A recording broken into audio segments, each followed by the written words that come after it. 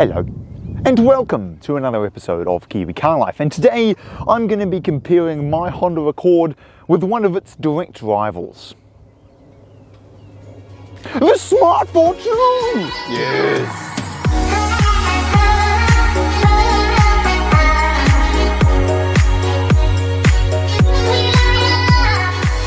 Both of these cars have an engine, 4 wheels and windows.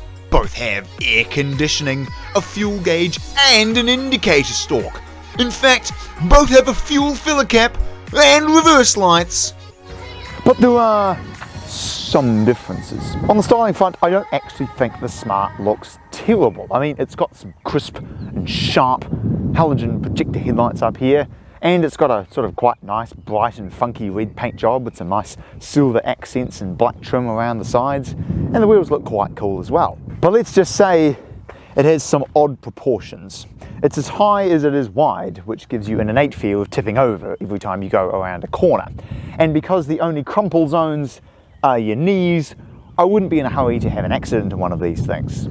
Now, while it may be small, it makes very good use of the space that it has available.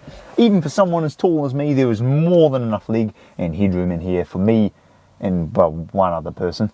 And the boot has more than enough space for a few inanimate objects, provided you can figure out how it opens. Features in here include a steering wheel, and that's about it. So if you're looking for your next car, the Smart Fortwo could be an excellent option. Or you could buy a Honda Accord. It looks significantly more excellent, has comfortable seating for 5, not 2, has a boot that can fit many things, a much more featuresome interior, and it has an excellent K24 engine that in my case is tuned to the tone of 170 kilowatt.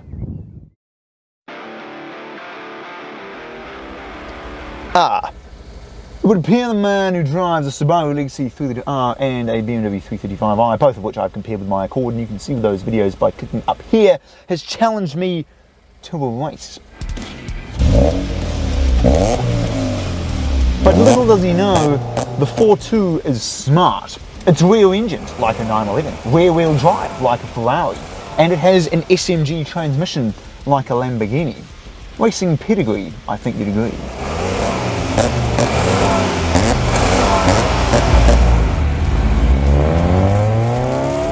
Now the trouble is, while it may be rear-engined and rear-wheel drive, it has the power of 4 harnessed children, 52 kilowatt to be exact. And the gearbox sort of runs on a case of, well, many are called, but few are chosen. So with the Accord's victory safely in hand, let's move on.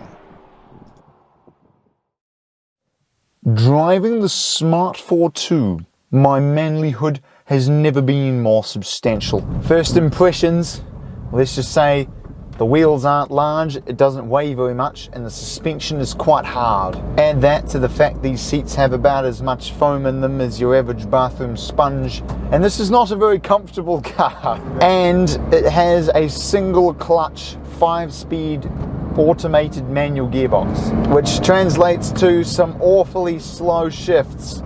The best way I can describe it is I feel like there is a mouse in here shifting gears for me, and it's not very good. But one good thing of the Smart is that it gets excellent fuel consumption. It's very easy to park, and I don't think I have thus far driven a car that gets more attention. I've had more people wanting to drive this car, or at least go for a passenger ride in it, than my Accord, which makes me extremely sad. Best way I can describe the driving experience of this car through turns: get up to the 3rd floor of a building, look out the window, get a dinner plate and hold that in your hand as your steering wheel and try and go around a corner. That's what it feels like. The most petrified I've been on a motorway was riding my 50cc scooter down there. I think this is probably going to come close.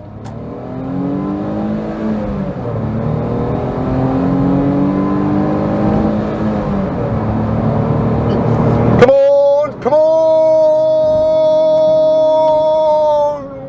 Not gonna lie though, the 3-cylinder engine sounds fantastic. Not that you can hear it because there's so much road noise at this speed, but you knock it down, wait for quite a while, put it in 3rd.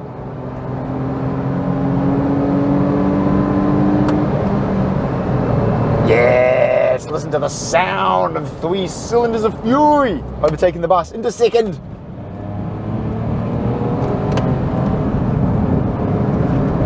The power of the smart. Let me tell you, I don't think I have ever had so much fun on a car. It is so slow, you can float everywhere, like literally everywhere. This is a car you are never ever going too fast because it physically can't go fast enough to be going too fast. It's brilliant. But you know what else is brilliant? The Honda Accord.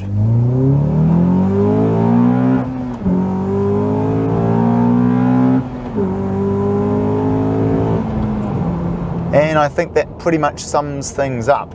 The Accord is better looking, probably more reliable, makes significantly more power, has a better transmission, has a better interior that's more comfortable, has more features, seats more people, has a bigger boot, has more modification potential. It's just a better car. Now I get this video was a bit of a joke, a bit of a meme, but truth be told, I don't really understand why anyone would actually want to buy a Smart 4.2, because it's so compromised and it's really only good at one thing, which is parking in people's entranceways and or perfectly perpendicular to the curb. But in every other regard, the gearbox is atrocious, it's not the best looking, it handles terribly, it's very uncomfortable, it has no features, the interior build quality is not very good either.